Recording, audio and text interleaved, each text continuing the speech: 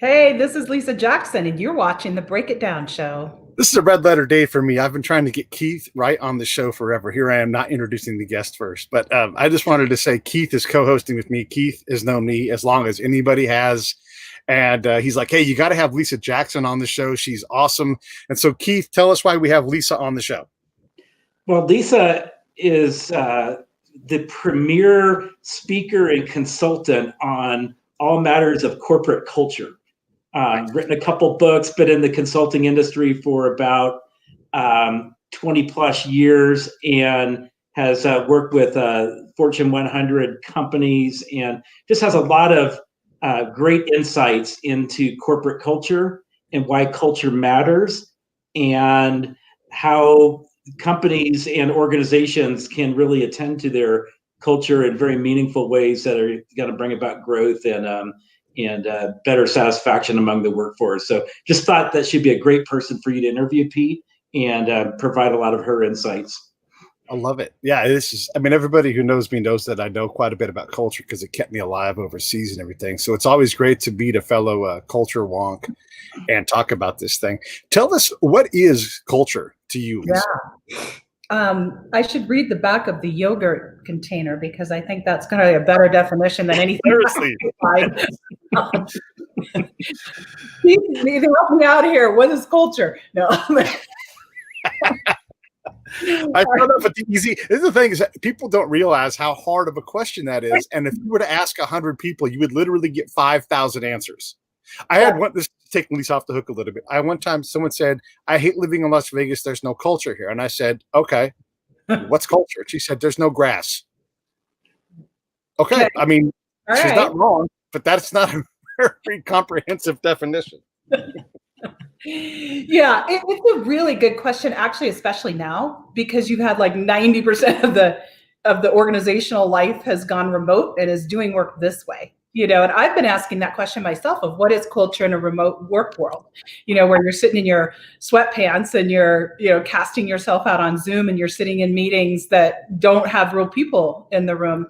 And, I think that to me, I look at it differently. So there's a lot of definitions around the corporate version of culture, which is just how we get things done around here.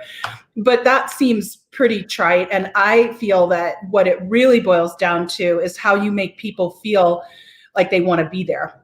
And that's the modern definition of culture, because when I graduated college and started my career, you were just so happy to have a paycheck. And that was the mentality then. And you've got a whole generation of people now that think differently. I heard you talking about the just millennial generation. Oftentimes, even applying for a job is an arduous task for them. Right. And because they'd rather just become an Instagram star, or freelance their way to happiness. Right. And so companies actually have to build cultures now that have grass and all kinds of other fun things that distract us from, the boringness of work.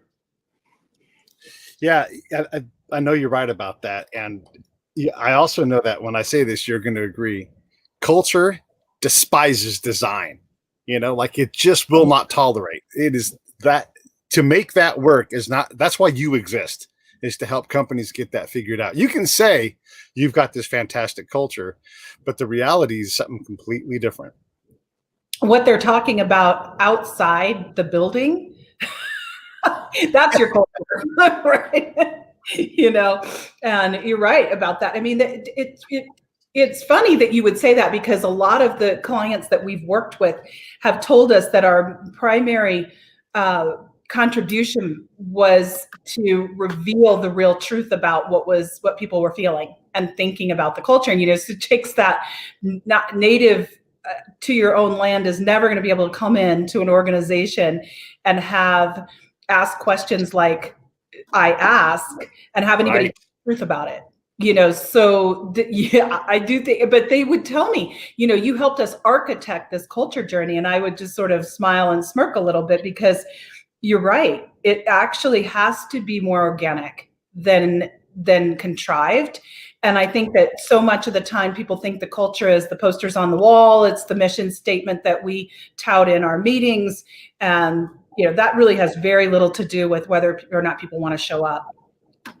to work in your company and stay there. Kind of has to do with whether I really like my boss. I mean, it sort of just comes down to that in the end. And yeah, this is true. All of the things you just said, I have 100 things to say about, because we've done this kind of cultural job. But I wanted to focus back on Keith for a second, because as kids, he's an adult barely, leader of like a youth group, and he built this youth group. I've been in other youth groups and gone to other churches and stuff, but it stuck with Keith. He built this culture where not only did I want to be there, it was okay for me to bring my friends. I was inspired to bring people, and I lived across a bridge in another part of town that, like, it wasn't far away, but culturally it was a different world, and in a different county and everything. But I brought people all the time, because I was, even if they weren't like Christians at all, I'm like, these guys can come, they'll have a good time, and I want them to have fun with me. And Keith created that. Keith, how did you do that? How did you make that so powerful and palatable to so many people? Because our youth group was huge. I mean, we weren't trying to be the biggest one ever, but we had a blast. Exactly. And I think, just kind of thinking about this conversation, it wasn't something that came about, by design or through like a strategic planning process of just do A and then B and then C, and then voila, you've got this this youth group. There was definitely some planning that went into it, but mainly it was coming back to some kind of essential values that I had as a youth leader and as a youth pastor that I was bringing into that setting. So a few of them just top of mind would be that Christianity or the youth group culture has to be a heck of a lot of fun.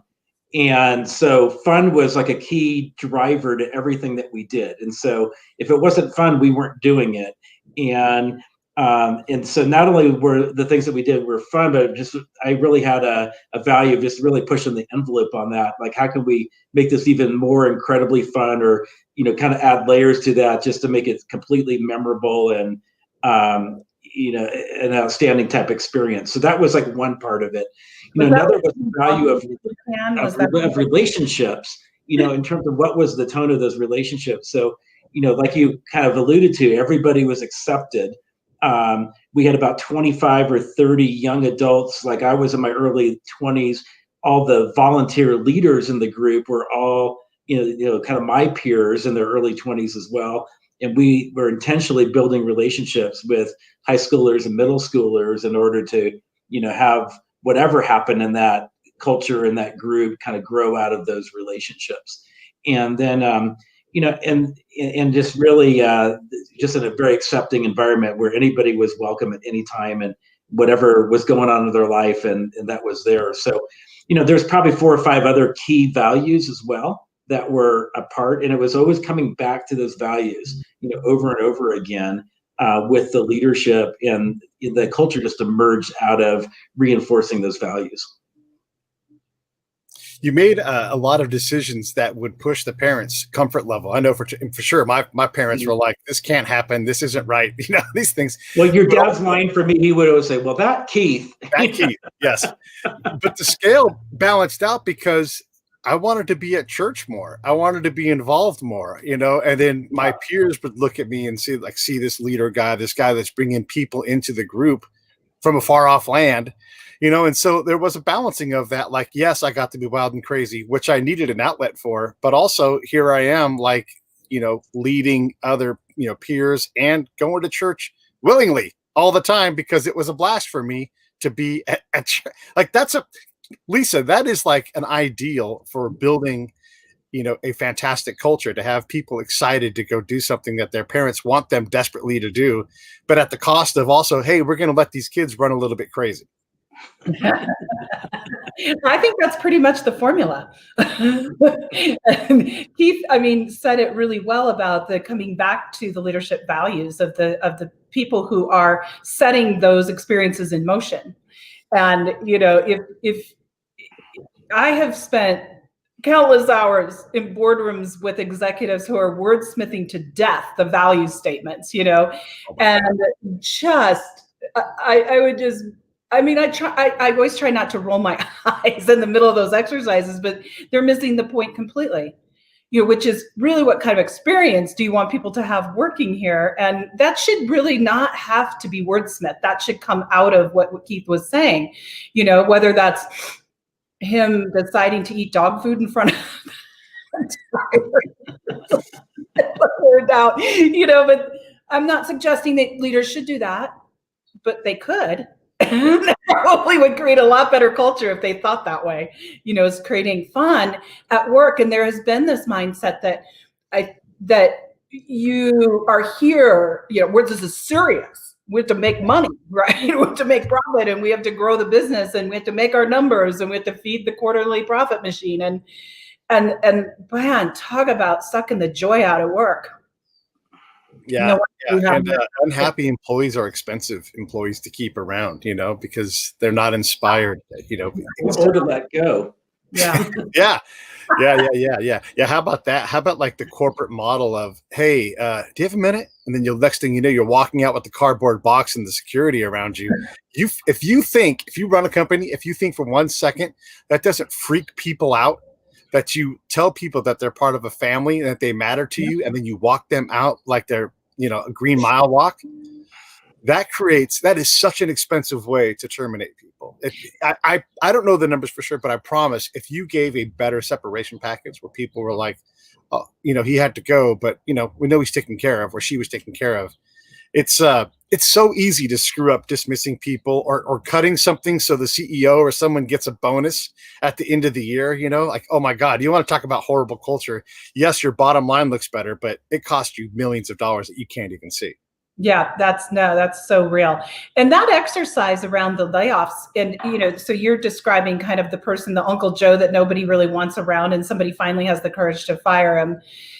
Because he's not doing anything and he's collecting a huge paycheck and sitting in an office, that dynamic is one piece of it. But the other is the annual reorg, where that happens en masse, right? So the organization is walking people out, and oftentimes nothing is said about it. And it's just crazy to me. It's like everybody just acts as though the whole thing was as if it didn't happen. And yet half your family just got wiped out, as you pointed out. It's crazy. Any other context in life, you would think that is crazy. Yeah. So I think eliminating corporate culture is really the goal that I have, and the mission I'm on is, getting it to be much more like what you're talking about family. I mean, sometimes families can be super dysfunctional, so I'm not sure that's the perfect metaphor, but certainly creating a tribe of people who have a common bond and have that joy, to be there. And it's easier said than done, right? Yeah, oh, for sure. Because that message. So every CEO or a C-suite person says this is our culture and everything else. And then what folks like you and I do is we say, okay, let me go find it. And then you go out and you ask those questions, right? Like, hey, what was the last company bonus that you really thought was great? What if it was a perk, a spiff, whatever it was? And when they're like, I don't know, I won something, but I didn't go on the trip. I'm like, cool, that's great. Because the boss wants to know that, but the boss could never go find that out. Like when I worked for commanders, they would all say, I need to know the most influential person. And I'd be new to them, right? So I walk in day one in their space. I need to know the most influential man in this valley. I already know that, sir. I'm pretty good at this job. Oh, great. Who is it? It's you. And until you stop being the most influential person, none of these Afghans, none of these Iraqis can emerge as a leader. None of them can gather the people. Mm-hmm. And it drove them crazy, but didn't make it less true, and that's what I help them do, is like, do less, work within their culture, quit inventing culture for them. We always say rule of law, and rule of law is harder to define than culture. Like, what's rule of law? Because they have a system of laws that they work, and they work through a non-penal system because they don't want to pay taxes and have this enormous penal system, right? And so they deal with things up to and including murder. Sounds like rule of law to me.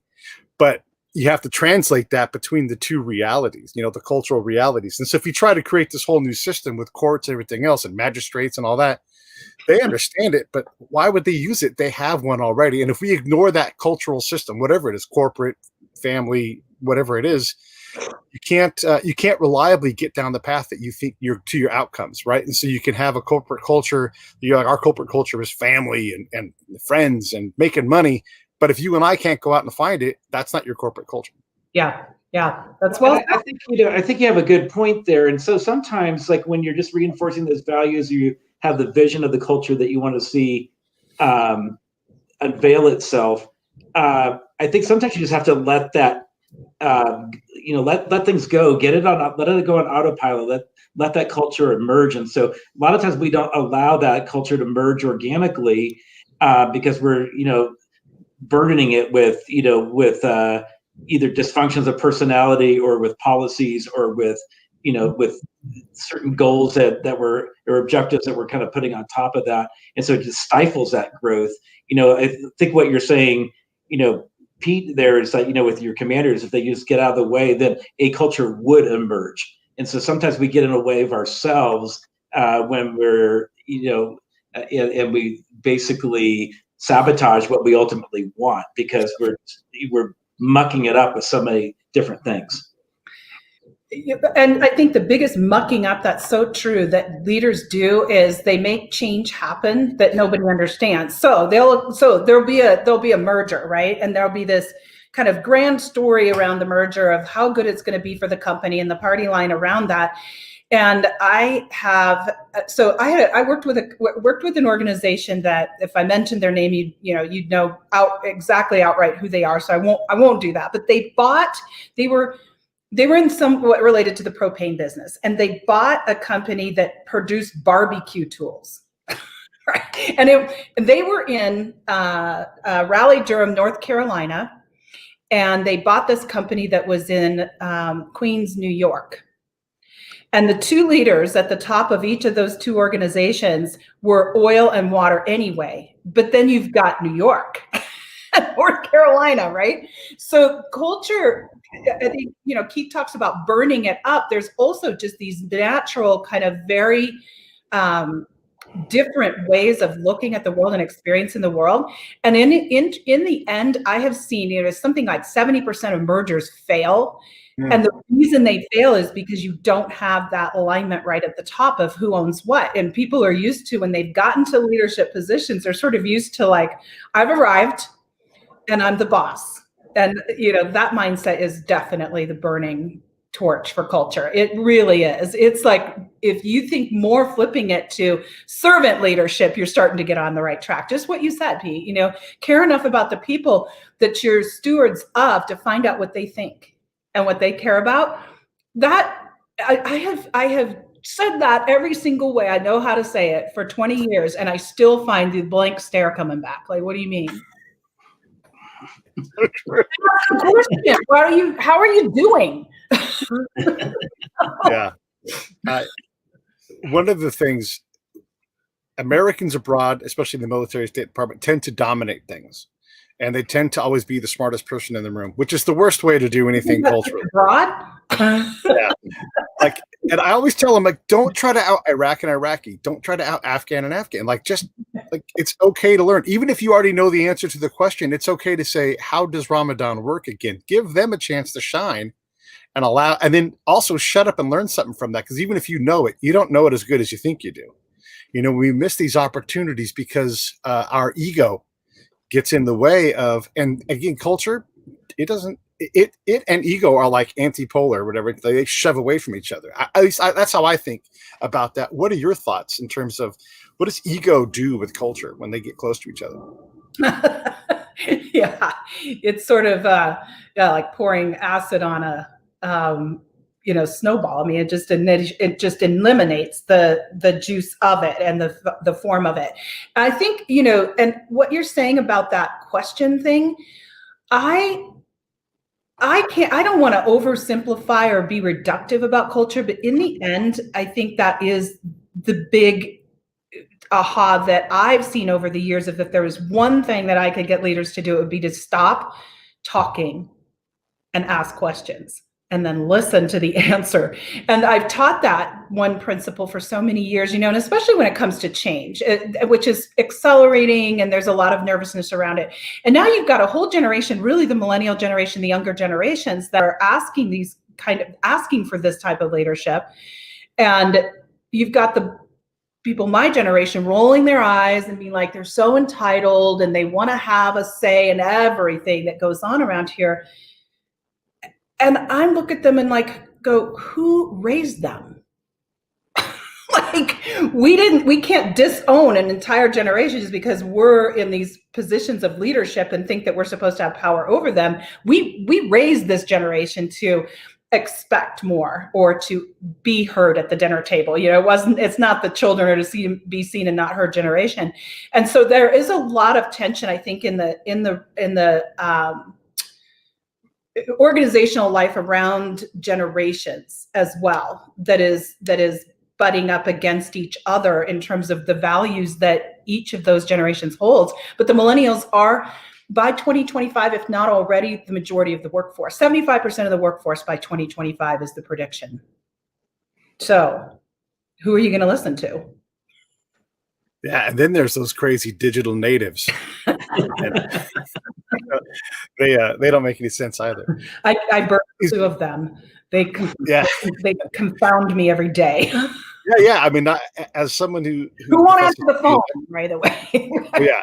As somebody who professes to be a bit of a cultural expert, it's hard when it's your own lens. And that's one of the things I support is, a commander can't go and learn their own culture. They can try to design it. They can try to emulate it, but you need a Lisa or a Keith or a Pete, somebody external to say, you created these values. I can't find them. Or, I found some other values that I think you should know about, because the thing I learned from commanders is they're super smart and have tons of resources, and they can deal with the problem if you can relate it to them. So whether it's internal or external, you have to have someone that comes in with fresh eyes and says, what should I find? All right, let me go see if I can find it. And if you can find that thing, I had this great company. The guy's last name is Tuthill. They're a Midwestern company. And I had a couple of his people on because he funded a project where they flew around the world trying to find happiness in all these different people. And I heard them talk, and they were so incredible. They were so ingrained with this corporate culture. It was positive that I'm like, I've got to talk to this guy because I'm hearing all the things I don't normally hear. I don't hear anger, pain, divorce, broke, all these negative values. I heard people are like, even when you leave, we work on making sure that your path is set so that you can go do the thing you're supposed to do better. And I'm like, what on earth company is this? And I had the guy Jay on, and he's like, yeah, my dad was a World War II veteran, command and control kind of guy. And I said, I'm not doing that. And he went a totally different direction. Wow. But it went all the way through his company. I love that. I love what you're saying about finding the values. I think that's just so powerful. And, I'm just curious, and I don't know if I'm allowed to ask this, but what do you... Of course you are. It's a conversation. Yeah, what do you think so you just gave a really good example of that, but there's all these different ways that values show up. So what are some of the most important ways that you can find, the true values in an organization? Because not everyone they should hire a me or a Keith, but they're not all going to do that. So how can leaders find that? Is a really question I ask. Well, and that's the kind of the point I wanted to jump in on, because I think you've got to be kind of a cultural anthropologist in terms of really understanding, your culture. And I think that when you're within a culture for a while, that it's next to impossible to do that, to be able to analyze and to be objective about your current culture. So, again, this is why you would bring in a consultant or somebody from the outside that could ask the right questions, that has, a different worldview or paradigm that they look at the culture through, and be able to provide you objective feedback or alternative perspectives on a culture that just seems normal and natural, to you. So, for example, in my career, I served 4 really large congregations as a pastor, and I knew that the first 6 months were my best time to really learn the culture of the place. And what I mean by that is what are the values of this place? What are the real values? What do people talk about, kind of offline about this organization? How is conflict handled and dealt with in this organization? How are decisions made? What's the right process for decisions? In one church I was in, They wanted a formal proposal that they could vote up or down. Another church, they wanted to have a white paper that gave all the philosophical background of why you were making a decision, but don't give us the solution. Just outline the whole, kind of situation, and then we'll come up with that as leadership. Whereas in another congregation, it was the senior pastor, and he made all the decisions. It was very, authoritarian in that way. Well, these are different kind of cultural aspects, the sign up front all said Presbyterian Church on them, but they were all very different culturally in terms of how they operated or worked. So, with that in mind, I think that it's super important to kind of know and understand. And I always felt like part of my success, in my career has been that I took that time in those beginning months to really understand before I was implementing any change or leading people in a different direction. I needed to understand the context of where I was before I could move it, to another place organizationally. And like I said, once you've hit 6 months to a year in an organization, now you're an insider, and you absolutely need somebody from the outside to come in and help, ask those questions and facilitate and guide those conversations going forward. Yeah. Yeah, that's an interesting example, because I think that first green period, of entering any kind of system, and some of that is what you're talking about is just a form of respect. So it's a high value of yours to show respect in that way. It also just happens to be a really smart business strategy. Because if you do that, or when you do that, you as a leader, you signal to people that their voice matters is one thing, but you also just find out all kinds of really big, fast track kinds of things that you can change, that people then trust you because they feel like you listen. Oh, I told that guy we should do it this way. And look at this, he made the change, so now I trust him. There's just, you can't buy that. Right. Well, and even just, to give you a shout out, at least I know that your approach to consulting is you don't have a cookie cutter approach that applies to every single organization. It's that you really have to do that heavy, that digging, that deep digging to understand, and then come up with ideas and a direction that, help the organization to move to their desired future. And, and so, yeah, there's really is no cookie cutter approach. You can't, there is that basic respect. I think people sense that if you come in and have like your approach and your way of doing it, then, that's, they just feel like they're manipulated. But if they feel like they've been asked questions, brought into the process, and then you come up with recommendations that they then embrace, then, then there's so much respect in that, and people are going to be on board and buy into it. And I think that's the key crux of that with culture, is that it's that thing that your employees care about almost more than anything else. So, but leaders in the executive suite want performance. So then oftentimes I'm brought in and there's this dual agenda, there's this, well, we need high performance, and there's like a magic wand that this consultant brings to wave over the organization, and then they will start performing. There's not? They're not trick dogs, I mean, even if you look at the people who train animals, the number one thing any one of them will say, and I'm not likening corporate culture to animals, but I am saying the number one thing is trust. And I don't think there's any substitute for that. You can feel it, and you said this, Pete, that you can feel it when you walk into a culture that has it versus one that doesn't. You can feel it, right? Yeah, absolutely. There's a couple things I want to say about all of this stuff, because there's just, I don't want to lose track of these moments, but this trust building. And then one of the things that I've said a lot, and it makes people spit the bit, but gives me a chance to run my mouth again. So that's part of the reason why I say it. But especially in combat, it's all affect over effect. And if you're like, no, affect is a verb, like go look it up and then come back, and then I'll tell you that it's a response to stimuli. Yes, it can be a verb, but in this case, and I always use the example, like I can write you 15 love letters, it doesn't mean you're going to love me. That's effect. And here's an example that happened on my flight out to Georgia. I get on my flight. I haven't flown since the pandemic started, and everything's done. Flight attendants, check everything, prepare for, takeoff. We're at that stage. Everything's done. And all of a sudden the lady walks up, flight attendant, and she looks over at me and she says, "Pete Turner?" And I said, "Oh yeah, that's me." And I'm thinking, "Oh crap, who's that?" Because we're done, we're ready to go. And she said, "I just wanted to take a moment. You haven't flown with us for a while. I wanted to thank you for coming back and flying with Delta. It looks like it's been since March."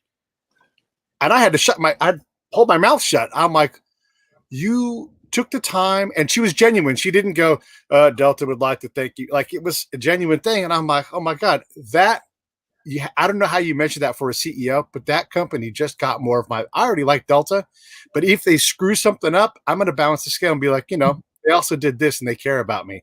I mean, how valuable is that one thing, that affect driven action?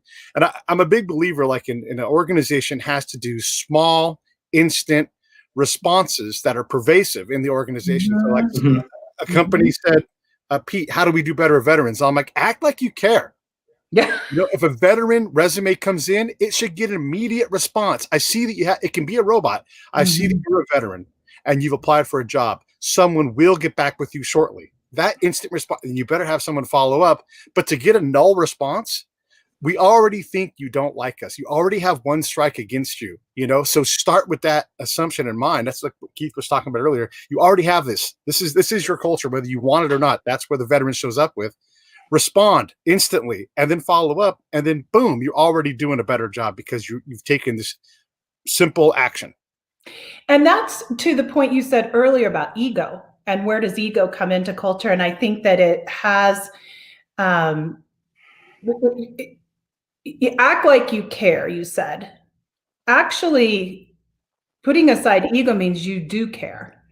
Right. And it's a very subtle distinction, but I think it's a good one to every leader should check themselves. Do I actually care? And I read somewhere, I think in the last week, some statistic that I believe it was 60 or 70% of people who are in management really don't want to manage people. And they're only doing it because, like, how else are you going to get up the corporate ladder and then grow your paycheck? In the corporate system, that's kind of the one pathway to do it. So you got a lot of people who are overseeing, the stewards of the company's teams and culture and performance, that they don't want to do the job they're doing. It's like, how do you get that out? You can't fix ugly, Yeah. And how expensive is that? Once again, like, this stuff costs money. Why is CQ EQ's handmaiden? Like, why are we so obsessed with emotional intelligence? I would say, if anything, CQ is greater than EQ. Not that EQ is not important and not essential, but we refuse to accept that. If you are good at CQ, you already have an EQ element in your, in your quiver. So what do you think is culture intelligence? I want to hear it. You're putting me on the spot now. Luckily I have an answer. It's cultural acuity. It's being able to go into any cultural setting and reliably come out with a path that works within the cultures blending together. So if I'm going to work overseas with an Indian contract provider, I am going to reliably be able to go out and find their path and figure out how to use their path to get my mission accomplished. So I'm going to look for signs of acuity results in this. I'm going to look for signs of my sense of passive aggressive behavior, corruption, just incompetence. If I hear those things in my head, I'm going to stop and say, I have a cultural problem I'm not doing properly, because I don't understand their decision-making process and I don't understand their goals, and they likely have the same thing towards me. And so we're incongruent. If you are able to do that and master that and be reliably good at it, you have high CQ. Good. I like that. I couldn't have said it better myself. Nice. And you wrote the book. Make sure we hire Lisa and Pete to go out and help you with the culture. Right. I was just going to say, Pete, you're hired. But people don't ever talk about that. You don't ever what you hear from people is like, yeah, I'm really good working overseas. And then literally this is an exact example. The next sentence, this is someone that Keith and I both know. This person works overseas or has in the past, said, "My Indian partner won't do what I tell him to do." And I'm like, oh my God, like you are absolutely screwing this up. Mm-hmm. Yeah. Like I hear it. Yeah. I mean, and I had a leader at a conference ask me one time, how do you build a unified global company culture? And I remember saying, don't. Don't. Exactly. Don't. Please don't do that. Do that. Because that comes back to that just respecting people's native culture. And there can be, so I really like that you guys have both gone to the decision process, the communication processes, and the way that people are hired and promoted. Those are probably three of the biggest things I look at, the signals that I look at to see if those processes are, there's buy-in to those processes. And so those things can be unified to some extent. There can be these principles that you have. It's just really difficult to create a cookie cutter culture outside. Even teams within the same site will have a different cultural flavor to them and should. Tribes, I don't know, I think it's the Dunbar's Law. It believe that is the name of the law that just generally points to this anthropological evidence that if you get over 150 people, you really, that's the maximum number of people that you can have that can actually be unified and marching in a competition. Well, you've got these mega organizations of 150,000 people. There's no way to get everybody feeling like they're part of one culture in that. You can't even. And even America, which has a constitution and which has a set of cultural principles. Yes. We're not one culture. We're California and New York. Right. And there's a big difference having been in both. I worked at Travelers, which has multi-tiered CEOs in this massive organization. And we had these mandatory phone calls where instead of working, you listen to somebody who you'd never met in your life, who couldn't pick you out of a crowd. And you would get a briefing from them as they went down the line. It was like best year ever for Citigroup, best year ever for Travelers Insurance and Surety, best year ever from Travelers Bond, where I work, all CEOs, right? Each one of these guys. And then literally the next day I go into my vice president's office and he's like, "Well, Pete, we've had a rough year." Wait a second. Everybody else in the organization had this fantastic year. You just got a new car. How did I have a bad year? Yeah. This doesn't make any sense. Yeah. I thought we crushed our stretch goal. What happened? That incongruence, again, that's expensive. Well, and I think, corporations and organizations, they're very well known for just kind of trying to put the spin on things that they want to have come down from the top, those corporate talking points, the way that they want the workforce and the members of the organization, the clients, everybody that's associated, to kind of to see. But what I found is like if people have their BS meter on and just see it as BS, then they're never gonna like actually believe like what's been told to them or fed to them, through those conference calls or those briefings or leadership letter or any other way that things are going to be communicated. I think that again, I go back to where I started with this whole thing. When you start with the values, and then when you find people that are living into those values, and then you kind of you fan the flame of those individuals or those units to kind of grow and to kind of take on a life of their own. So I don't know if I'm expressing this quite right, but let's say, like I would have never planned, Pete, in our youth group back, when you were a teenager, to say, we're going to have 20 kids come from Benicia, California, 20 miles away, to be involved in this youth group, but then, I basically kind of let you go. I mean, I fanned that flame of like, you're like, "Hey, can I bring my friends?" Yeah. Before I knew it, there was 20 kids that were coming from Benicia, the Benicia boys with you, right? And and of course, all the girls in the youth group had crushes on all of you, right?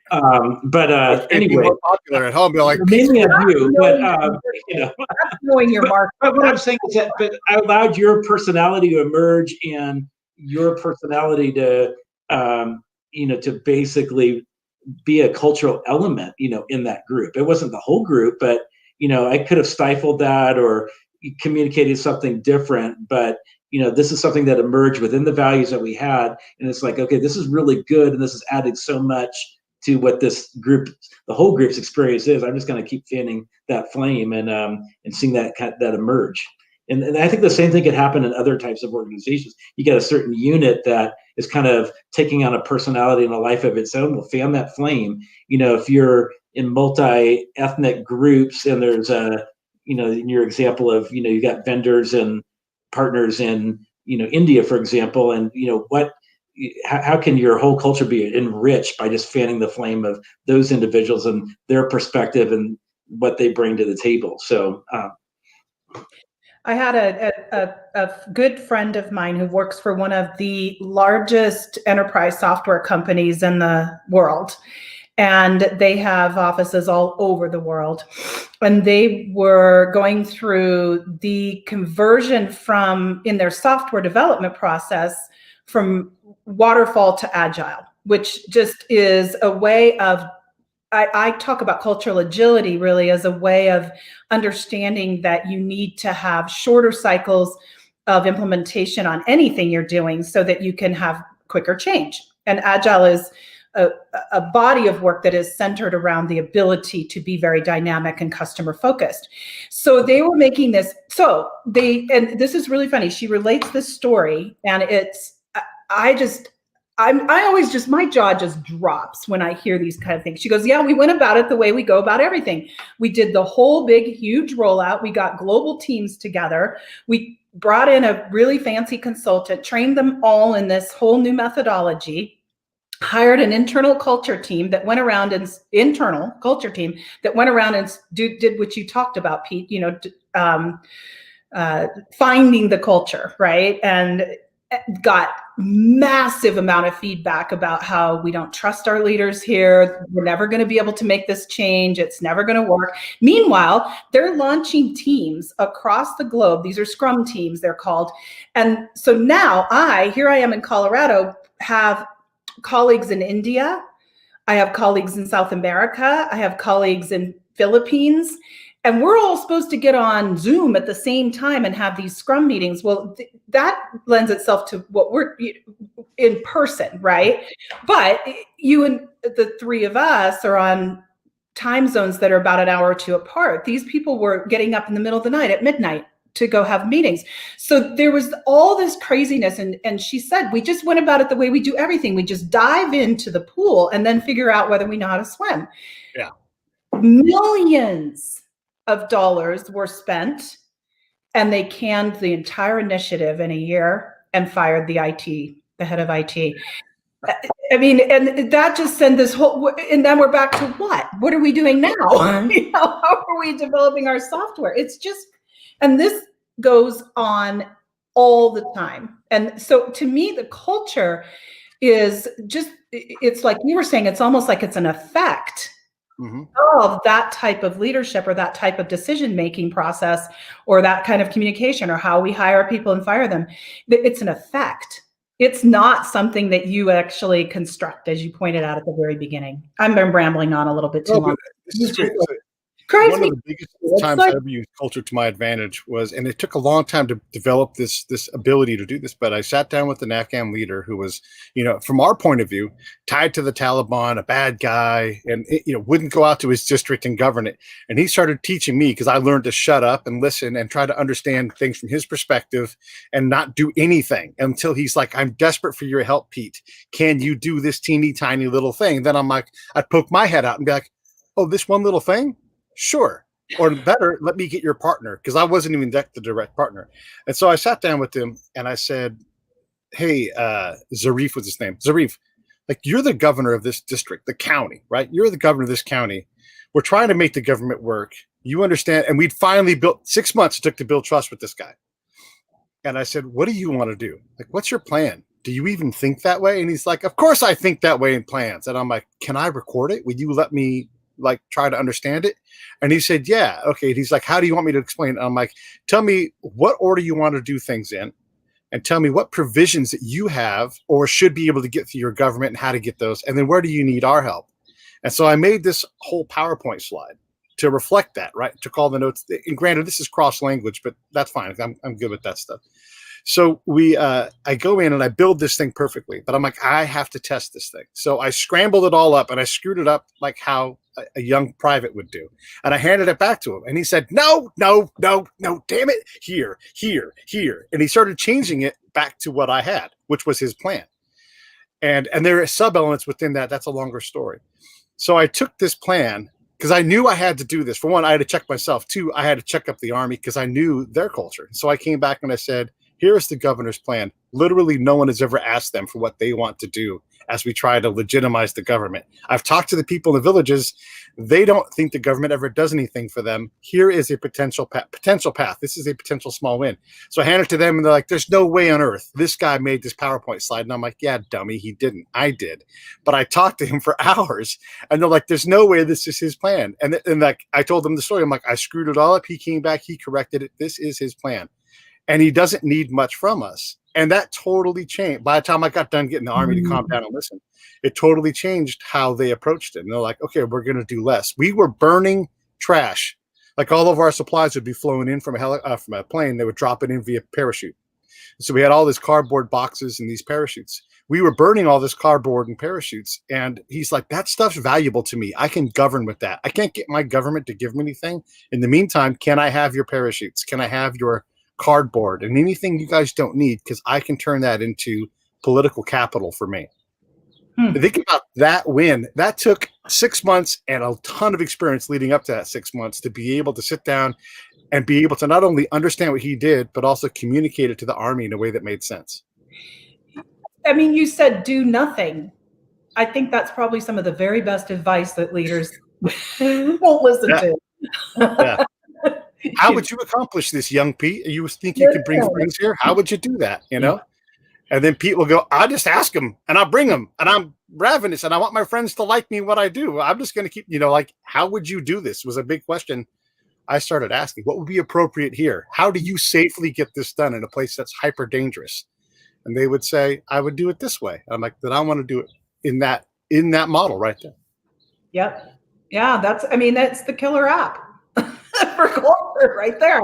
Just go out and start asking questions. But I think that we have, and it'll be interesting actually to see what happens when you begin to see millennials in power in corporate, because they will, I think, change the rules. But our generation, which is largely still in power in corporate America, especially, not so much the entrepreneurial community, has, I think, a really different way of viewing what the job of leadership is. So our generation viewed it as, I'm supposed to have the answers. And by God, if somebody asks me, for the report or for the recommendation or it's my job to spill out the answer. And that just creates so much vulnerability in terms of, you see all these people with these holding their cards very close, but also these really false hopes that they're standing on because they don't have the answer. They're the people that they haven't asked have it. Right? They don't have the freedom to say, I don't know. Exactly. Yes. Exactly. If you say, I don't know, that's actually a career limiting move. And there are so many ways to get the job done. That's another thing I learned. Like, wait, you would do it this way and that works here? Yeah. All right, let's try your way. And what do you need from me? I don't need anything. It's just going to get done. I don't have to do anything. You're going to do it and compel your people to do this. And I'm going to get what I want. Instead of, my commander says they intend for you to do it this way. Like, dude, if you ever say my commander wants again, I'm going to tell him you said that. Yeah. Like, stop saying that. My boss wants it done this way. Okay, great. But how would this guy do it? And then can you get the same result, like getting it done? It's not comfortable, but it is the better way to do it. I mean, Pete, I don't think change should be comfortable. It's by definition supposed to make you uncomfortable. And I think if there was one mantra that every organization should adopt, it is, let's try it. Let's just try it. Because you hear this articles being written, Harvard Business Review and all these magazines right now about needing innovation. You mean innovation is another one of those things like culture. It's this thing that comes, it's an effect that comes out of the behavior called, let's try this. Right. See if it works, and I don't know if you guys remember this story. There's a famous story about Thomas Watson Sr. when he was at the helm of IBM, and he had a lieutenant in his leadership team that had made a gigantic mistake that cost the company $1 million, which in today's terms would probably be about 20 times that. And the guy comes gets called into Thomas Watson's office, and he's like, ready to be fired, standing there. The guy, Watson looks at him and goes, I just invested $1 million in your development. You think I'm firing you now? That's the spirit. Yeah, I want everybody. This is Lisa's book right here. It's really incredible. I've been thumbing through it, and look, her and Jerry wrote this thing, and there's so much of what I already know and believe in there. So, I mean, I can definitely give it my full endorsement. And it's fun to read books when you're like, yes, yes, yes, yes. So it was a treat to thumb through it and awesome. be able to have these kind of conversations, because again, we were talking on the phone the other day when I was in Georgia, and I use my example, like culture is like gravity. Like it's everywhere. I love that. Yeah. It gets its take no matter what you do. Exactly. You can believe in it or not believe in it. It's still working. Yeah. It don't care. It just keeps going. And you can't explain it away. It's just, and so you can choose to ignore it. You can choose to focus on EQ or whatever, but CQ, it's a hugely valuable thing. Culture's pretty simple if you allow it to exist and understand that it's there. And instead of having it be collisions, you create, we talked about this too. You create an intersection so that there's cues and clues. You're like, these guys are going to go by at 80 miles an hour. I'm going to let them go by, and then I'm going to go. Like you have to navigate it in a way that is patient. It's deliberate work, but it is the critical path, though. It's absolutely true. And I love that metaphor of the intersections, because without those cues and without some of those ground rules, or there's agreements that everybody sort of abides by, you're just going to have a lot of collisions. So you can boil it down to some things that, are core truths in your team or in your organization about how we work together that actually are like magic. And one of them, in my opinion, Keith spoke about at the very beginning, which is making it fun. I love fun. Yeah. We had so much fun. Stick around the campus. I mean, come on. And I think, my kind of add on to that is that, it's like when the preferred culture emerges, it. And then I think where Pete's going with his comment here is that culture endures. This youth group in Walnut Creek, California was, in the mid 1980s. I mean, and the kids in the youth group are now all in their 50s, right? Yeah. And yet, every year, like that's gone by, even up to this year, I will talk to 10 or 15 of the kids in the youth group, and just like how meaningful that group, that culture, that experience was, lifelong relationships, lifelong memories, lifelong impact, by getting it right. So, I think that there's huge upside rewards, that more than just the quarterly profit reports or, launching a new product. It's definitely, what if this is a culture that emerges that is right, then that has lasting impact, for decades. Yeah, absolutely. Which works the other way too. Right? Yeah. Build a culture that's stuck, and you're with it for a while, because it's really. I've often said it'd just be easier to blow it up and start over. Yeah. I have a friend that works for a corporation, a national corporation, and this person is in a situation where they interact with the public, both clients and just walk-up people and everything. And because they live in an area with a lot of homeless, it's a lot of homeless activity around too and everything. And this person is terrified that something is going to happen to them, because they're alone. There's not really any other staff there, and she brings this up to the corporate headquarters.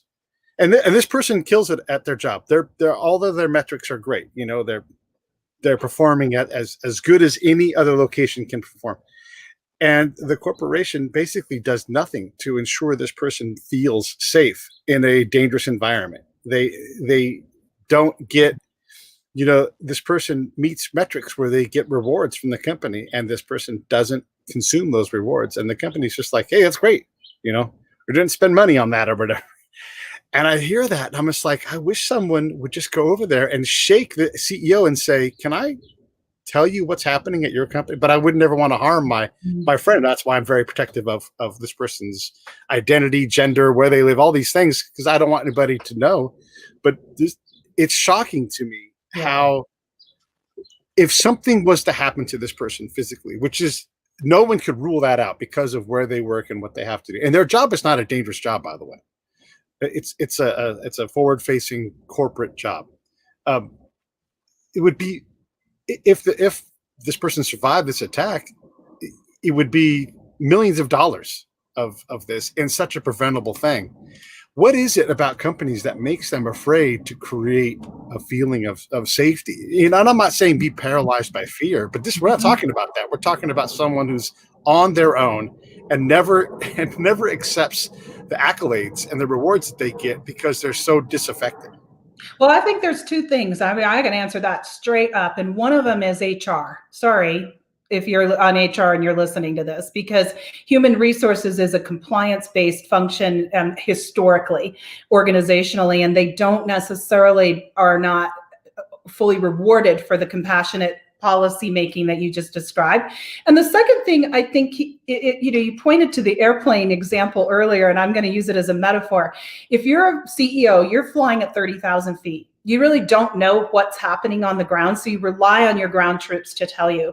And as we've pointed out, there are not safety mechanisms in place for that communication to go up the chain. So I've been in boardrooms where people are making decisions where I don't think they're uncaring humans. They're just pretty much like all of us, they do care, but they don't have the line of sight to who they're caring for and what the needs are of those people. So you put those two kind of dynamics together, and I think it explains a lot of it. I don't think that most people, and then you've got just a whole lot of people in frontline management that don't want to be there. So it's a combustion. In that situation of why that happens organizationally. But the smaller you can maintain that 150 Dunbar's number, I think, in terms of tribes. I've known companies, do you know the company, and I don't know if they're still doing this, that has the home advisor, right? So you can go online and find yourself a person to do whatever chores around the house you don't want to do or don't know how to do. And they started exploding in terms of growth. They bought Angie's List. They went through this massive expansion. And they literally, here in Colorado, their headquarters are here in Colorado, they started breaking up the company once they got past that 150. They literally opened a brand new office, and that office has a whole different culture, and one of them is downtown and has a lot of kids and has a really cool culture. And one of them has a little more family culture, so there's, I think, a lot of things that companies can do that are very much are architectural and design oriented to make the conditions for the effect called culture the best that it can be. Let me ask you a hard question. So yes, you're in a company like this, you're listening to the Break It Down show, and you're like, are they talking about me? And we're not talking about you. But how do they create this change? Because you and I both know, if we call the CEO and say, I have really good news, I can help you with your cultural problem, they don't call back. It's really hard to sell the bad news that we bring. Because we look under the hood and we're like, hey, all of these problems you don't know you're having, here's what they look like. And then people lose their minds and they don't want to cut a check because, I didn't need you 2 days ago. I don't need you now. Yeah, no, that's so real. And I've never been inside an organization literally engaged where the CEO wasn't driving it because of that, where the CEO didn't either get that intelligence somewhere. And usually, Gary and I have talked about this for years, that comes from having failed massively at some massive change implementation. So they were part of a merger, they were part of a turnaround, it didn't work, they knew culture was the reason, they're going to get out in front of it. But yeah, how do you go about it? If you're trying to do it yourself, it's what you said at the beginning. I don't think it's the easiest thing that you could sign up to do. But you could start with your own team and creating some practices, and some of them are in my book. And I've got a website, by the way. I wanted to just mention this. That's I created this magazine because exactly what you're talking about, Pete. I wanted to share stories of successful cultural implementation because it does have that mystique. CEO says, we're doing the culture change. And we have walked into those organizations, sat in the executive room. You look around the table and you know that 80% of the people sitting here think it's just hooey. The other 20% don't know what it is. So because it has that mystique about it, you do have to make it concrete. And our work has always been about driving high performance in companies as the outcome of doing the culture work. And I think that you've got to marry those two things. I mean, businesses are in business to make money. So somehow you've got to point it at that. And when you're talking about the military, even any of those outcomes that leaders are held accountable for, you've got to link the culture work to them for sure. And I'm putting a link for the magazine in the show notes right now. So this will be up here in a second. Yes. I want to hear there are listeners that have a good story to tell or have a good tool to offer. I'm doing some version of what you're doing, which is doing Zoom interviews so that we can share these stories, put them into the magazine. So it's appreciated that you're doing that, because I think we all need to unveil the mystique about what this culture thing is, like gravity. It is, and we could do these stories all day long. I'll do a real quick one. A friend of mine works at a refining place, and every few years they have to turn down part of the they call it a turnaround, a part of the refinery. And every year on the little list of things they do is like, we have to get that one crane that costs $10,000 a day. And every year there's a change in the plan because they won't change the plan. And so my friend's like, if they gave enough to care about me, I would tell them to not get that crane until 2 weeks from now, because every year we have to rebuild this element of the job. And so the crane sits there and costs, and it's just $250,000. Who cares, right? But it's $250,000 that they refuse to save. I can go out and find $1 million in that place right now because of that, the what I call the spaceship is not communicating with the ground. Here's another illustration of that. Yep. I was in a Afghan army area, and I was in the army staff room, and they were talking about things, and they knew that I had been out and about, and there was a bit of a test for me. And so this very senior State Department person said, "Hey, Pete, what TV channels do they watch in that valley to see, if I knew my stuff?" And it was great. I got to say, Dennis, they don't have electricity in that valley. And it completely changed the paradigm in that room because they didn't know the ground truth. Like, you're worried about TV stations. You're challenging me. Turns out, you need more of me out there to give you the reality of what's going on. Like, you can't, how are you going to make these decisions? You're not in a vacuum. You're in a spaceship inside of the vacuum in a different place, nowhere near the reality where the work, like, if you can't identify where the work is, you got a big problem. And it's a culture level, right? I agree with you. I think if you're in the business of doing culture, so many of the people that are doing it are calling it like, you're going to feel better, you're going to engage your employees, you're going to have, they're kind of pitching it around this like soft side of the business. But in the end, I can walk around an organization of almost any size and find at least $1 million is left on the table because of the way you're treating your people and the way that you're making decisions, the way you're communicating, the way that you're hiring and promoting.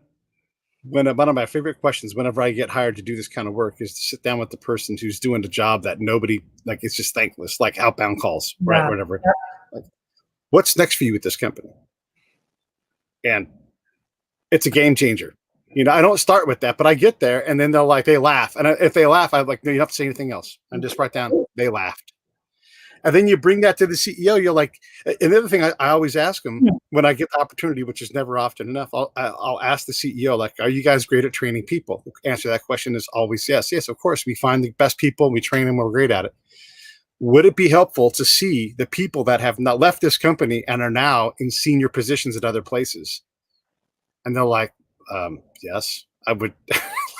Are we letting that much talent get away? I'm like, I don't know, but would it be helpful? And it's always yes, because you do try to have, like, if you have this state-of-the-art training program and hiring system, why are you bleeding vice presidents and director of this type people? Like, why aren't you getting those people into your organization to help you? That Come on, Lisa, how expensive is that? At that level, 5 times salary and benefits to replace someone like that. Mhm. Because a lot of those folks don't work out, because you bring somebody in at that higher level. So true. And I know a lot of organizations, I think this is kind of cool. I don't think it's widespread yet, but you're starting to see a movement around alumni clubs of people who've left the company, and then you kind of have some form of social connection that you keep to the organization in case you want to come back. Because it used to be if you left, that was betrayal, right? If you quit and went to a competitor. But now you're seeing, I think, companies getting a lot more realistic too about that because of what you just said.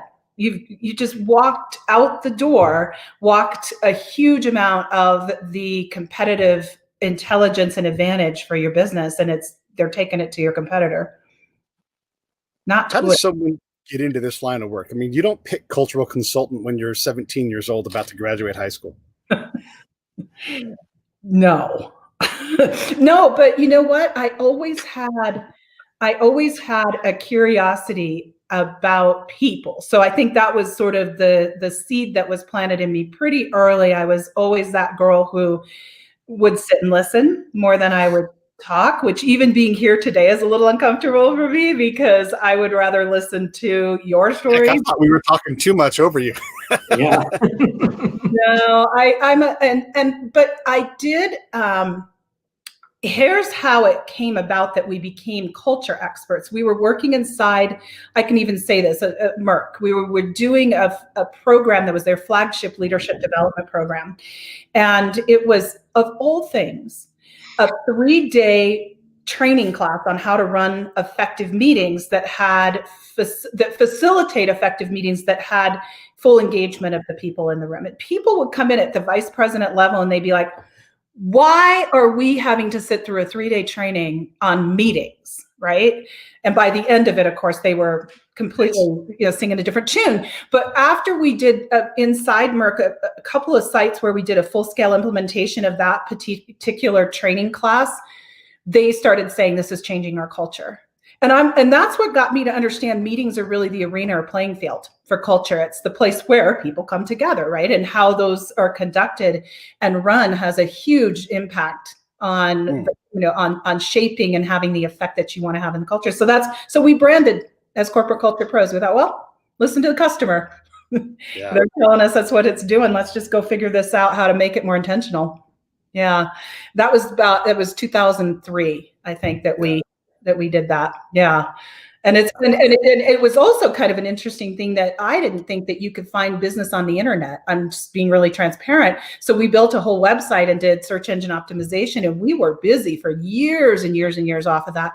I mean, I still get leads today off of it. Just surprises me because usually you would think this is the kind of thing where, but you know what it is? CEOs especially and top leaders, they don't necessarily want to go out and say to their colleague, do you need a culture expert? It's like saying, do you want to meet my therapist? So you have to be a little crafty. Or have a colonoscopy. I pooped in an envelope the other day. You don't have to get a colonoscopy anymore. You can just poop in a box or an envelope. It's great. I have a version of that. It's called my Culture Builder Toolkit. You just go poop in a box, right? Yeah, I got my poop in a box. No, that's fantastic. And I love hearing that because I didn't know. I mean, look, you look back and you see the thread, right? Like Keith said, I'm be 51 in about a month. And it all makes sense in the rearview mirror. But right. To get to where I got to, I had to have a high tolerance for uncertainty, obviously a high tolerance for danger, and then just a powerful curiosity. And then because I deployed enough, I became a master at question asking, And my primary question is just to say something like, what keeps you up at night? Mm-hmm. And then just sit back and let them fill the space. And that stuff is gold to a CEO. And you're 100% right. If the CEO, if the commander, if the person isn't on board, if they're not providing top cover, because it's going to hurt when I bring my knowledge in. You're going to be like, this is going to sting. You can take it though, because it's not liking it and having it hurt does not mean it doesn't exist. We can work on this problem, but if you let the staff kill me, then you won't succeed. I mean, and I have this gift. I put myself through college typing legal briefs in the days before transcription services and artificial intelligence did that, right? And so I would interview people or take the dictation kind of, and I learned how to type about as fast as a person can talk because I was lazy. I didn't want to have to rewind. So I just learned to type really, really fast. So when I do my interviews, I can type verbatim what they're saying. I don't have to remember it, and I use their words. And so then I'll put this report together, 52 pages of what they're saying, and I deliver that to the CEO, usually over a weekend. And it's like, oh, dagger in the heart, to read, this is what your people are feeling, and that always gets them because those answers wouldn't be coming. Right. To them directly, even if they were the kind of CEO that asked and listened, unless you've just done that repeatedly over and over again. So it's a valuable insight to have that kind of intelligence, that internal view of what people are really thinking. And usually what you find, and I don't know, Pete, if you found this, I know, Keith, you've had the same experience, you'll find that it's kind of incredible when you interview 50 or 100 people over the organization and you hear the same thing over and over again.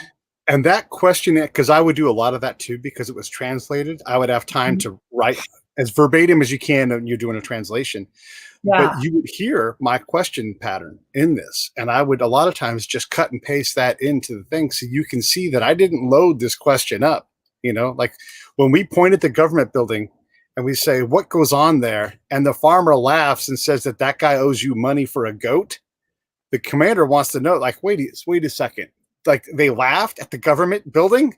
I thought we were building a government. And this is 12, 15 years into this fight, as the boss, you're like, we haven't gotten past laughing at the government yet, and it's like, I love when they laugh. I love it because it's like preposterous to them, and then sometimes I'll be snarky and I'll put a note in there, like Pete's note. They think this is preposterous, just to like set it in there because the consultant's recommendation. And I use these stories because they aren't abnormal or rare at all in organizations. Like you have these beliefs in mind. I would watch, like kind of like Keith, I would go to the unit and see how they communicated and go, okay, I know what your mission is because, it's written on the wall. And I see how you're communicating, and there's a lot of assumptions as to what's happening. So let me just go test these assumptions. And I already know that in 3 weeks, they'll be like, who the hell is this new guy? And why is he giving us all this bad news? And then the next thing you know, I'm talking to the commander directly. And I would tell him, in 3 weeks, you'll get it. And in 3 months, I'll be the most valuable asset you'll have. You'll look at me and you'll tell me that. You don't have to have that conversation because we just had it right now. You'll look at me, I'll look at you, and it'll be done. And they'll be like, okay, I'll take you up on that. And then 3 months later, the guy would look at me and be like, you want to sit on the couch anytime you want to talk? It's like, that's how powerful a cultural expert can be, though. Right. I think a lot of times the cultural expert is actually inside the organization. I've found in my consulting work and in my leadership roles within culture is that, there are a few people within the organization that have it totally dialed in.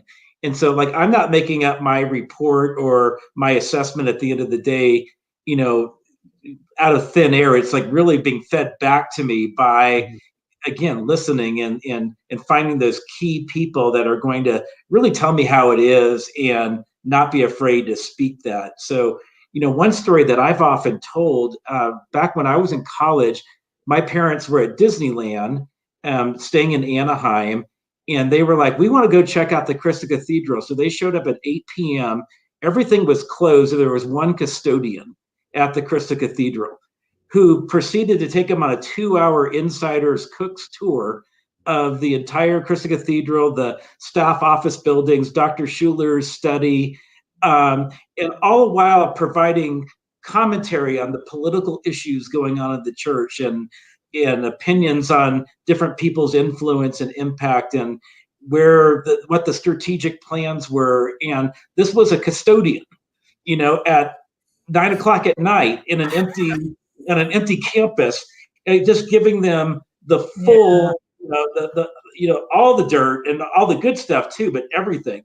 And so, I literally, Pete, the church that we met, I was offered the job. I literally went over one evening before I accepted the job, and I hung out with Ernie, the custodian, who did the exact same thing for me, told me everything that was happening there before I said yes to that job. And I've done that with some kind of form of, kind of line level worker, not at the higher echelons, because I'm getting the leadership picture at the top, but how's this really playing out, with people that are more some of the lower rungs of the organization, and they'll tell you exactly the truth. And it's like, okay, will you accept this? Will you factor this in terms of like where you're going to go with this whole thing? So,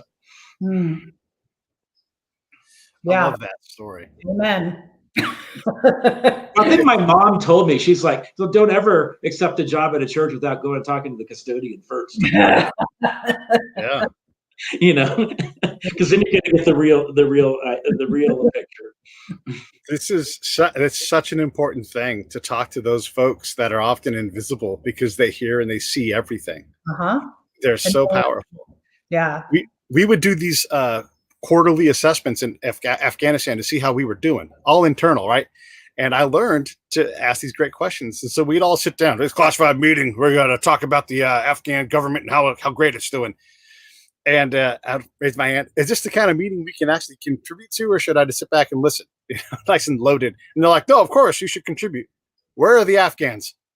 This is a classified meeting. Yeah, but we're analyzing their government and how we're doing. Why aren't they here? Why don't we declassify the meeting? And they're like, no, that's not the kind of meeting this is. And I'm like, I raise my hand again. Why not? How many times were you demoted, Pete? Oh, I got kicked off of camps all the time. That's why I learned I'd have the commander's support. And I would tell the commander, they're going to kick me off of camps because I'm going to do things like say, why not? Yeah. Absolutely. And I would we get these responses in email, like, you're wrong. I'm like, no, you can argue with my analysis, but not with my observation. I actually saw this. I actually saw you roll your eyes at a guy who we call governor and dismiss him in front of his peers. And then I saw that governor go and leave the tent and go to his escape on the American camp and play video games to cool off because he wanted to kill you. I actually saw that. I didn't write that in the report, but these are, and this is not in any way rare. I mean, this happens in corporations all the time. I was, we had a high call sales job, like goal always going up, super high stress. And they're like, hey, you have to go to this training. It's a whole day. And I'm like, but my job is to be on the phone. There, you got to go to this inclusion training. And so I went to inclusion training the whole damn day and walked out feeling more excluded and knew that I was never going to blast at that company. That's what that, and the CEO would love to know, like, I just taught a guy that he doesn't belong here. It was like, it was all me. It's on you to be included. And I'm like, I'm working my heart out here, struggling, drowning. Yeah. And these things, they happen all the time. It's those folks on the ground, Keith, like you said, they have all the knowledge. Yep. Yeah. And I think also that if you can see sometimes even in organizations where you've got pockets of that happening that are really amazing and that producing an amazing result. And I know that there's an example of an organization that is in the mining industry, which is heavily safety oriented. Okay, so I know there's aspects around military that are like that as well. And they were, what was the consultant's phrase? We're lucky, not good, that we haven't killed anybody. We haven't killed anybody because we're lucky, not because we're good. Yes. And so they implemented a whole entire program around psychological safety. And it took some real doing to get these like tough miner supervisor type people to embrace the idea that you're going to create psychological safety in humans, and it's like, what? We got to just have we have to have job site safety. Yeah. What is another hooey up here in the mine? And they did it, and they haven't had an incident in 5 years, not even an incident. And so there's power in people feeling like they are part of a tribe and feeling cared for. There's a lot of power in it that produces real business outcomes, Yeah. This goes back to Keith's organizational cultural example earlier. I've been in Army units where their motto is there's always time for safety. But do they mean, there's always time for safety? Or do they mean, it's always time? And then, because those create different responses to danger. Like we will not act, we will always act towards safety, you know, so you have to be in the middle somewhere. Yes, there's always time for safety. However, in this case, we're going to not do the safe thing because we have to do this action to get the mission done, you know? And then the other ones were like, and you're like, you guys are absolutely out of control. And, you know, and then organizationally, you've got to work within that as, you know, someone like me who's like, you guys are doing these actions. Someone's going to die 2 units ago, same pattern, same path. And you got to talk to the right person organizationally, and then they need to tighten up. But again, that's got to come externally. It doesn't hardly ever work externally. Right. It doesn't bubble up from inside the ego of the person who's running the show. Yeah. You know, and that one, I think that one, that's a really good example also of the power of culture, because once you know, create that, say, team or that pod or that group of people that are practicing these unfamiliar skills, and they're all rolling their eyes at first, and they're, you know, just sitting. I mean, they literally I asked him, I said, how did you do it? He goes, well, we put them all in a room together, and we had them share stories of how they grew up, and had them share stories of their family, and had them share stories about each other. You just made them care for one another. Right. And once that happened, and then you kind of taught them some of the tools of how to communicate, how to handle when you see somebody doing something that you know is not safe. Right. Because normally you would just kind of like, I'm just going to look the other way. I'm not going to notice that that's happened. You know, hopefully it works out for that person. But they would literally call that stuff out because now I care about you. I don't want you to die. Get off that ladder. You know? So I think that. I'm going to flap my mouth some more here because this, I want to really heighten these points because it's so important. You know, one of the things I had to learn how to do was how to communicate with commanders. And then the sergeant majors were killing me because I'm a guy who doesn't look like them, doesn't act like them, but I am them. Right. And so I'm like, I got to figure out how to get these guys in my mind. And they're desperately concerned about safety. And so I would come to them proactively and say, you know, day to day, you're not going to need much of my help because I'm focused on commander type things. However, because I go on a lot of missions throughout the unit and throughout the area, I will see when these guys aren't doing things right. And I've been in every kind of unit. So I know, like, if they're not strapping things down, you know, if they're doing things that I know aren't safe, that kind of thing, I don't want to call them out directly because that will compromise my integrity with them. But I do want to know, can I bring that stuff to you? Are you interested in that? But you can't let anybody know. And they're like, yes, they were desperate to know this stuff, you know? So I would say like, hey, this unit has ammo boxes all on the back of their, you know, their truck where we're all sitting, and anything happens, that ammo goes flying everywhere. It's super dangerous. And they would be able to then lead in their own way to create the safety. And then those guys became invaluable to me because someone would try to cut my neck in a staff room. I wouldn't even be in there. And they'd be like, you better leave that guy alone. You know, and they would come tell me like so-and-so tried to kill you today. Yeah. And I was like, golly, look at that. You know, you have to have these advocates throughout the organization to create this cultural change of, you know, whatever it is. Champions, culture champions of some kind that are willing to sort of hold up the mirror. Yeah, to that. And that example too is, I think I don't know, Pete, you know, did they know your intent?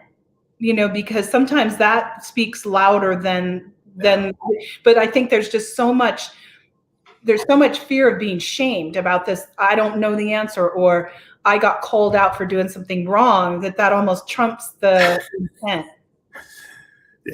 Yeah. The boy, intent. I could go on all day about intent. Let's plug what you're doing so everybody can kind of go out and check out the work. And if you are in the world of culture, or you think you might have a cultural problem at your company, well, first off, you can always get the book. That's a great example. But what else do you want to plug, Lisa?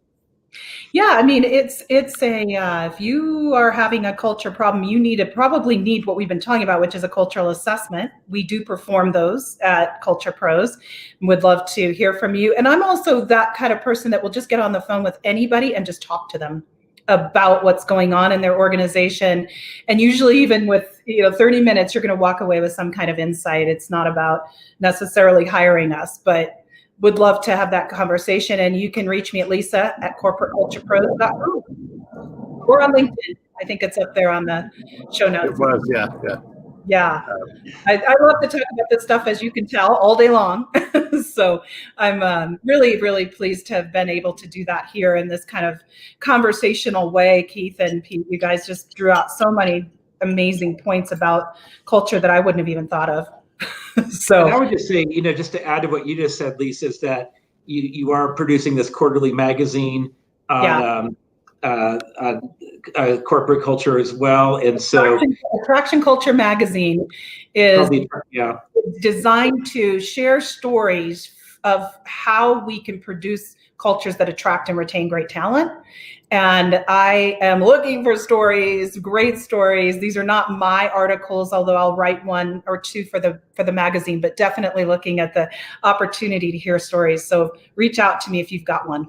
Right. And people can subscribe to that through your website as well, or through the link that's on the screen. And I would say the other thing that before COVID hit, you were doing a lot of keynote speaking for leadership meetings at different companies. And I know, that's kept you off the airplane the last 8 or 9 months. But you're finding some traction around doing keynotes in this virtual type environment. And then hopefully in 6 to 8 months, you could be back on the road again to do more of those conferences that you were doing before. So, I would just, say to listeners out there that this is another way to engage Lisa and her, broad knowledge and expertise in this area within your company or organization.